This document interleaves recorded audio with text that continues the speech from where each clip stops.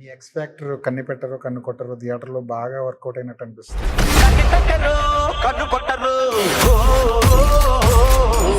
ఆ పాట వచ్చినప్పుడు థియేటర్ ఆడిటోరియం మూడు మొత్తం ఆయన మారిపోయింది. ఆయన పాట కదండి. అవును.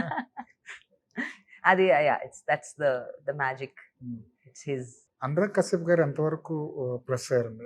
ఎంతవరకు ఆయన ఎక్స్ ఫ్యాక్టర్ అనుకోవచ్చు ఈ సినిమాలో? ఏమండి ఈ సినిమాలో గిమిక్ చేయాలి, అది గిమిక్ ఉండకూడదు. కమర్షియాలిటీ తీసుకురావాలి, అది కమర్షియాలిటీగా రుద్దకూడదు, న్యాచురల్గా ఉండాలి. అలా అని ఆయన క్లైమాక్స్కి వచ్చేసరికి ఆ కళ్ళు ఉన్న మనిషి తన కోసం ఇది చేశాడంటే నమ్మగలుగుతాం. రైట్. ఎప్పుడు ఏ కోణంలో కూడా ఆయన he's a neutral character, he's a good man. So ఒక చిన్న ఫ్రెష్నెస్ అండి, మన తెలుగులో చేయలేదు, క్యారెక్టర్కి సెట్ అయ్యారు. ఆయనకు ఒక మాలేసి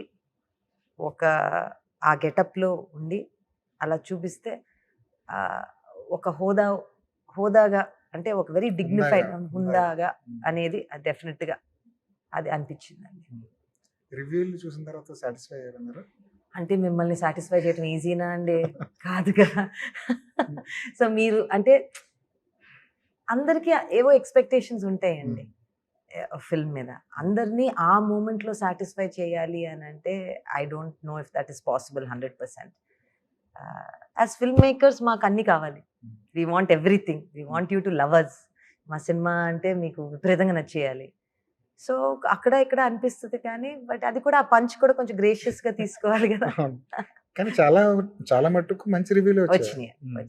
అంటేనండి మంచి వచ్చినాయి, కానీ ఒక సినిమా తీసే మనిషికి నాకు ఎక్కువ కావాలి కదా.